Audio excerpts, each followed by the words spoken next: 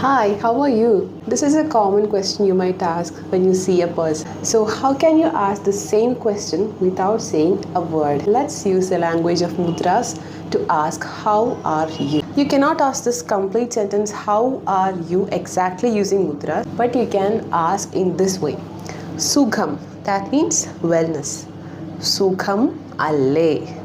Alle, this is the question mark. 1, 2, 3. Simple. And Sukham. So 1, 2, 3. Sukham alle or ആണോ.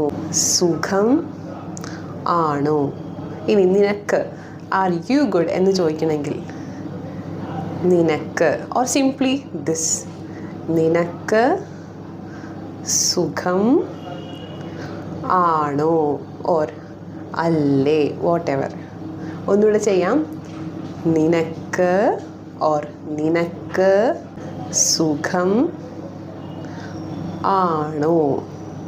Hope it's clear, and do subscribe our channel Lasya Vinyasa for learning the language of mudras.